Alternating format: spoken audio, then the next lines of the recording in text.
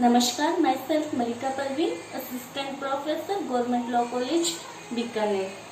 LLB first year के subject modern law में हमने पहले गार्जियनशिप किया।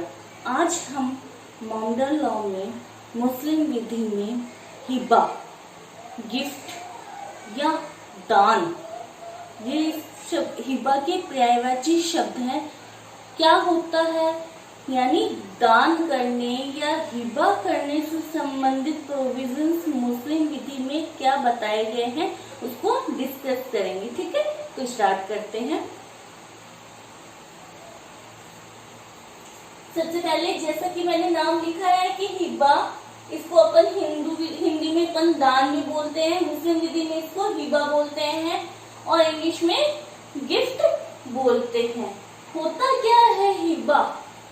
सामान्य से परिचय ये है कि हिबा एक व्यक्ति द्वारा संपत्ति का दान दूसरे व्यक्ति को किया जाता है, यानी दान दिया जाता है, किसी वस्तु को गिफ्ट किया जाता है। तो हिबा का शाब्दिक अर्थ क्या है? हिबा का शाब्दिक अर्थ ये है कि एक व्यक्ति द्वारा, दाता द्वारा किसी वस्तु का अंतरण किया जाता है। एक व्यक्ति द्वारा, दाता द्वारा किसी वस्तु का अंतरण किया जाता है और दूसरे व्यक्ति अदाता द्वारा, डोनर और डोनी द्वारा उसे एक्सेप्ट किया जाता है। ये संपत्ति का अंतरण अदाता के लाभ के लिए किया जाता है, यानी हिबा का शाब्दिक अर्थ है संपत्ति का अंतरण, एक व्यक्ति द्वारा दूसरे व्यक्ति को किया जाता है। तो इसको मुस्लिम विधि में हिबा से संबंधित क्या क्या नियम है उसको हम वन बाय वन करके देखेंगे। आज हम देखते हैं कि हिबा, दान या गिफ्ट को कैसे परिभाषित किया गया है, उसको डिफाइन कैसे किया गया है। तो सबसे इंपॉर्टेंट डेफिनेशन दी है हिदाया। हैदाया ने दान को या हिबा को समझाने के लिए जो डेफिनेशन दी है वो संपूर्ण है, अपने आप में ऐसी परिभाषा पूर्ण है। क्या है कि एक व्यक्ति द्वारा दूसरे व्यक्ति को तुरंत, एक व्यक्ति द्वारा दूसरे व्यक्ति को तुरंत बिना किसी विनिमय के, यानी बिना एक्सचेंज के, बिना एवज यानी प्रतिफल के, बिना प्रतिफल के, बिना शर्त के, तीन चीजें, चार चीजें मैंने जो अंडरलाइन की है उनको ध्यान से पढ़ना है कि एक व्यक्ति द्वारा दूसरे व्यक्ति को तुरंत बिना किसी एक्सचेंज के, बिना प्रतिफल के, बिना शर्त के संपत्ति का अंतरण किया जाता है। तो एक व्यक्ति जैसे ए है, ए अपनी संपत्ति को बी को अंतरित करना चाहता है, दान देना चाहता है, हिबा करना चाहता है। तो ए बी को तुरंत बिना किसी विनिमय के, एक्सचेंज में बी से ये नहीं करेगा कि ये वाली प्रॉपर्टी आप ले लो, इसके बदले में मुझे ये दे दो, या दूसरी वाली प्रॉपर्टी मुझे दे दो, ना ही बदले में प्रतिफल भी नहीं लेगा, वो निशुल्क होगा। हिबा हमेशा फ्री ऑफ कॉस्ट होता है, निशुल्क होता है, इसमें प्रतिफल नहीं लिया जाता है। अगर प्रतिफल ले लिया तो वो तो विक्रय हो गया, एक्सचेंज भी नहीं है, ना वो सेल है। ठीक है, बिना शर्त के, यानी ए जब संपत्ति का दान बी को करता है तो वो कोई शर्त नहीं, कोई कंडीशन नहीं लगा सकता है। ठीक है, संपत्ति का अंतरण करता है जिसे या तो बी स्वीकार करता है या बी की ओर से अन्य कोई व्यक्ति स्वीकार करता है, तो वो होता है हिबा। सिंपल सी लैंग्वेज में एक व्यक्ति दूसरे व्यक्ति को अपनी संपत्ति अंतरित कर रहा है, ट्रांसफर कर रहा है। ट्रांसफर करने के साथ में शर्त ये होनी चाहिए कि वो ऐसा अंतरण तुरंत किया जाना चाहिए, बिना किसी एक्सचेंज के होना चाहिए। इसके बदले में वो कोई दूसरी चीज लेता है तो क्या हो गया, विनिमय हो गया, एक्सचेंज हो गया। ना ही वो इसके बदले में कुछ एवज प्रतिफल नहीं ले सकता, यानी फ्री देना, निशुल्क देगा वो। इसके साथ में ही कोई शर्त नहीं लगाएगा, बिना शर्त के संपत्ति का अंतरण करता है तो डॉनी द्वारा या उसकी ओर से अदाता द्वारा स्वीकार किया जाना चाहिए या अदाता की ओर से स्वीकार किया जाना चाहिए। हदाया की डेफिनेशन को ही मैंने यहाँ पे लिखा क्योंकि हदाया के द्वारा जो दी गई डेफिनेशन है वो संपूर्ण हिबा को समझने के लिए, हिबा के कंसेप्ट को समझने के लिए महत्वपूर्ण डेफिनेशन है। लेकिन मैं यहाँ पे जो अदर डेफिनेशन है उसका भी उल्लेख करना चाहूंगी। इसमें सेकंड डेफिनेशन दी है बेली ने।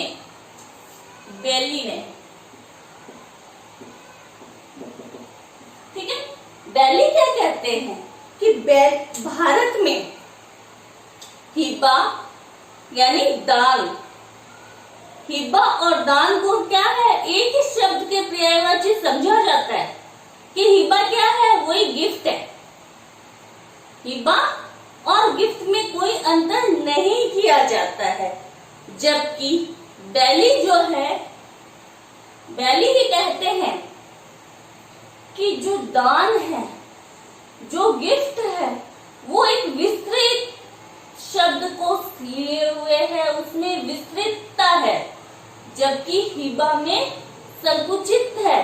हिबा एक पार्ट है, उनका अर्थ है कि जो गिफ्ट है वो संपूर्ण को समाहित किए हुए है, जबकि हिबा एक संकुचित धारणा है या संकुचित शब्द है, दोनों एक नहीं है। तो बेली ने कहा हिबा क्या है, विशिष्ट संपत्ति का दान है, विशिष्ट संपत्ति का दान है जिसे अदाता की ओर से स्वीकार किया जाता है।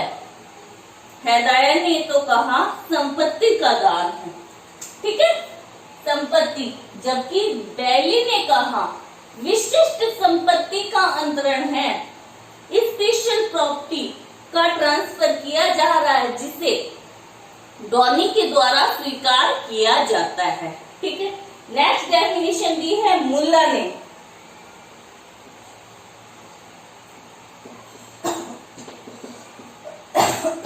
सॉरी, मुल्ला कह रहे हैं कि मुल्ला दान में और हिबा में कोई अंतर नहीं मानते हैं। लेकिन जो मुल्ला की जो डेफिनेशन दी गई है वो भी संकीर्णता है उस डेफिनेशन में, क्योंकि मुल्ला ने भी यही कहा कि एक व्यक्ति द्वारा दूसरे व्यक्ति को कोई विशिष्ट संपत्ति अंतरित की जाती है और विशिष्ट संपत्ति अंतरित की जाती है और अदाता यानी लेने वाले डॉनी के द्वारा उसे तुरंत स्वीकार किया जाता है। ठीक है, विशिष्ट संपत्ति का अंतरण किया जाता है, अदाता के द्वारा उसे स्वीकार किया जाता है, संपत्ति का कब्जा तुरंत दिया जाता है और ऐसा अंतरण अदाता के लाभ के लिए यानी डॉनी जो लेने वाला है उसके लाभ के लिए किया जाता है। क्या क्या है मुल्ला की डेफिनेशन में, विशिष्ट एक व्यक्ति द्वारा दूसरे व्यक्ति को विशिष्ट संपत्ति का अंतरण किया जाता है जिसे अदाता स्वीकार करता है, तुरंत कब्जा दिया जाता है और अदाता के लाभ के लिए ऐसा संपत्ति का अंतरण किया जाता है जिसको बोला जाता है तमलीक उल ऐन।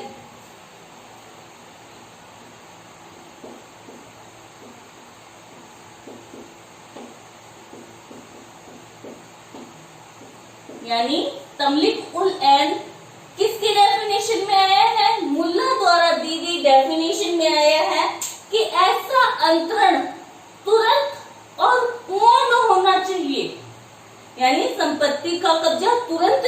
जाना चाहिए और अंतरण जो किया जा रहा है वो पूर्ण होना चाहिए, यानी उसके साथ में कोई शर्त लगी हुई नहीं होनी चाहिए। इसीलिए बोला जाता है जो हिबा किया जाता है वो तमलिक उल ऐन होना चाहिए, तुरंत किया जाना चाहिए और पूर्ण किया जाना, यानी बिना किसी शर्त के संपत्ति का अंतरण किया जाना चाहिए। तो ये थी हिबा की डेफिनेशन। अब पढ़ते हैं अपन हिबा के प्रकार, यानी हिबा किस तरीके से किया जाता है। हिबा किस तरीके से किया जा सकता है। तो हिबा दो तरीके से किया जाता है। सॉरी, पहले मैं एक डेफिनेशन बोलना भूल गई हूँ। VP कथेसा Uma versus Narayannath उमहासा AIR 1964 के बाद में 1964 के बाद में माननीय सुप्रीम कोर्ट ने कहा कि हिबा की डेफिनेशन क्या है। माननीय सुप्रीम कोर्ट ने बताया कि हिबा की डेफिनेशन को समझना क्या है, एक व्यक्ति द्वारा दूसरे व्यक्ति को संपत्ति का अंतरण किया जाता है जो कि बिना किसी शर्त के, बिना किसी एक्सचेंज, बिना किसी बदले के तुरंत संपत्ति का अंतरण किया जाता है। साथ में ही जो अदाता के लाभ के लिए हो वो क्या है, वो गिफ्ट नहीं है, वो हिबा है। ठीक है, इसके बाद में अपन पढ़ते हैं हिबा दो प्रकार से किया जाता है। फर्स्ट आता है जीवित दशा में हिबा, सेकंड आता है वसीयत द्वारा हिबा। जीवित दशा में हिबा क्या है कि एक जीवित व्यक्ति द्वारा, मुस्लिम विधि में एक जीवित व्यक्ति द्वारा दूसरे जीवित व्यक्ति को, ठीक है, एक जीवित व्यक्ति द्वारा दूसरे जीवित व्यक्ति को संपत्ति का अंतरण किया जाता है जो कि तुरंत प्रभावी हो जाता है जब अदाता द्वारा उसे स्वीकार कर लिया जाता है। तो मुस्लिम विधि में ये प्रावधान है कि जीवित व्यक्ति अपनी प्रॉपर्टी को, संपूर्ण प्रॉपर्टी को किसी को भी हिबा कर सकता है, उसके कोई प्रतिबंध, बाउंडेशन नहीं है।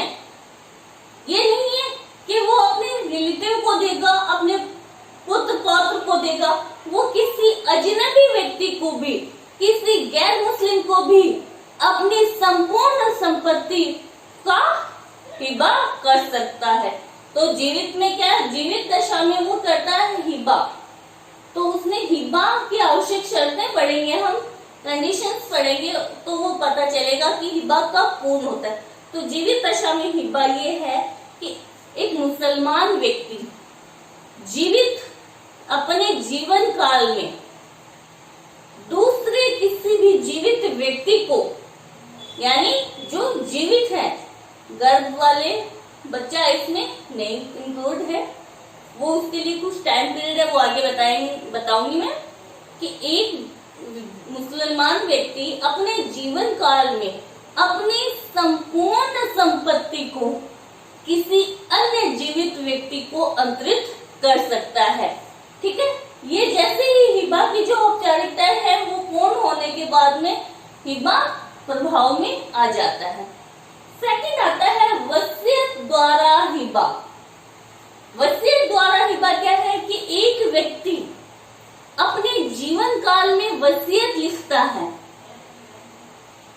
और अपनी प्रॉपर्टी को किसी को हिबा गिफ्ट करना चाहता है, तो ऐसे हिबा को क्या बोलते हैं, वसीयत द्वारा हिबा। ये हिबा कब प्रवर्तन में आएगा, इन्फोर्स कब किया जा सकता है, वसीयत लिखने वाले व्यक्ति की मृत्यु होने के बाद में ही ऐसा हिबा इन्फोर्स किया जा सकता है या प्रभाव में लाया जा सकता है। जैसे ए अपने जीवन काल में वसीयत लिखता है कि मैं अपनी प्रॉपर्टी बी को अंतरित करना चाहता हूं, ऐसे इसमें वसीयत लिख के रख दी। अब वसीयत द्वारा उसने हिबा तो किया, हिबा किया, तो वो वसीयत द्वारा हिबा कब प्रभाव में आएगा? इसके एक जो लिखने वाला है उसके जीवन काल में कभी भी वसीयत द्वारा हिबा प्रभाव में नहीं आएगा, क्योंकि वसीयत खुलती कब है? जो लिखने वाला होता है उसकी मृत्यु के बाद। तो ऐसा हिबा एक की मृत्यु के बाद, यानी वसीयत लिखने वाले की मृत्यु के बाद में ही परिवर्तन में आएगा। और एक तो ये हो गया मृत्यु वाला रिस्ट्रिक्शन हो गया। दूसरा रिस्ट्रिक्शन ये है कि मुसलमान व्यक्ति जो वसीयत द्वारा हिबा करना चाहता है कि मेरी मृत्यु के बाद में ये प्रॉपर्टी इसको मिले या ये प्रॉपर्टी ये इसको मिले, देना चाहता हूं मैं, तो वो अपने संपूर्ण संपत्ति का हिबा नहीं कर सकता। अपनी संपूर्ण संपत्ति के केवल और केवल 1/3 भाग का ही वो हिबा कर सकता है।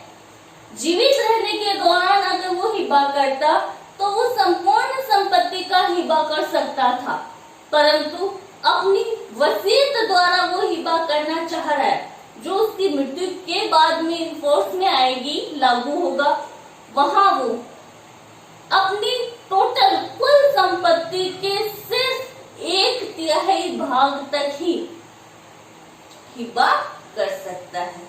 तो ये हिबा करने के प्रकार थे। हिबा 2 प्रकार से किया जाता है, जीवन काल के दौरान और वसीयत द्वारा हिबा। निम्न की परिभाषाओं से और हिबा करने के प्रकार से अब ये सामने आता है कि हिबा में निम्नलिखित क्या क्या चीजें होनी आवश्यक है। 1 बाय 1 करके मैं इनको बताती हूँ कि हिबा एक ऐसा कार्य है, यानी ये क्या है, हिबा की विशेषताएं। अगर कोई पूछ ले कि हिबा की विशेषताएं क्या है हिबा, तो आप ये लिख सकते हैं डेफिनेशन को लिखने के कि हिबा एक ऐसा कार्य है जिसके द्वारा एक व्यक्ति अपनी संपत्ति का अंतरण दूसरे व्यक्ति को करता है। एक ऐसा कार्य है जिस कार्य के द्वारा एक व्यक्ति अपनी संपत्ति का ट्रांसफर दूसरे व्यक्ति को करता है। ऐसा अंतरण बिना किसी विनिमय के होगा, एक्सचेंज नहीं है, बिना एक्सचेंज के होगा, बिना प्रतिफल के होगा, बिना शर्त के होगा। संपत्ति का कब्जा तुरंत दिया जाएगा। ये पॉइंट्स हैं, ठीक है। फर्स्ट, एक व्यक्ति दूसरे व्यक्ति को संपत्ति का अंतरण कर रहा है, बिना एक्सचेंज के कर रहा है। दूसरा, बिना एवज, बिना प्रतिफल के कर रहा है, बिना शर्त के कर रहा है। लास्ट आता है संपत्ति का कब्जा तुरंत दिया जाएगा। फिर आता है नेक्स्ट कि अदाता द्वारा स्वीकार किया जाना चाहिए या अदाता की ओर से, दोनों की ओर से कोई व्यक्ति स्वीकार करेगा। उस संपत्ति का हिबा किया जा सकता है जो हिबा किए जाने के समय अस्तित्व में होनी चाहिए। अगर जीवन काल में कोई व्यक्ति अपनी संपत्ति का हिबा कर रहा है तो उस संपत्ति का उस समय जब हिबा किया जा रहा है, एट प्रेजेंट जिस समय हिबा हो रहा है उस समय उपस्थित होना चाहिए, वहां पर उसका अस्तित्व होना चाहिए। और अगर कोई व्यक्ति वसीयत द्वारा हिबा कर रहा है तो उस हिबा में वसीयत द्वारा जो हिबा किया जा रहा है वहां पर वसीयत करने वाले की मृत्यु के समय, यानी जब वो वसीयत परिवर्तन में आती है उस समय उस संपत्ति का अस्तित्व में होना चाहिए। ठीक है। एक इम्पोर्टेंट बात ये आती है कि हिबा में क्या है, संपत्ति का अंतरण किया जा रहा है। तो अपन संपत्ति अंतरण अधिनियम पढ़ते हैं। संपत्ति अंतरण अधिनियम के प्रावधान मुसलमानों द्वारा जो हिबा किया जाता है उस पे अप्लाई नहीं होते हैं। कहाँ पे लिखा है ये section 2 transfer of property act के सेक्शन 2 में लिखा है, और इसके साथ में लिखा है अध्याय 7 में सेक्शन 129 में कहाँ पे लिखा है कि हिब्बा पर टीपी अप्लाई नहीं होती है। मुस्लिम विधि के अनुसार जो हिब्बा किया जाता है उस पे TP transfer of property act लागू नहीं होता, सेक्शन 2 में लिखा है। और 129 नंबर सेक्शन में लिखा है कि टीपी अधिभावी नहीं है मुस्लिम विधि के हिब्बा पर। ठीक है, तो ये हिब्बा से सामान्य प्रोविजन से नेक्स्ट क्लास में हम पढ़ेंगे हिब्बा के आवश्यक तत्व। हिब्बा के आवश्यक तत्व में क्या होगा, कौन कर सकता है, कौन ले सकता है, हिब्बा करने की औपचारिकताएं क्या होगी, वो सब हम नेक्स्ट क्लास में पढ़ेंगे। आई होप समझ आया होगा आपको, और अगर नहीं समझ आया तो प्लीज आप कमेंट करके दोबारा पूछ सकते हैं मुझसे। Thank you so much.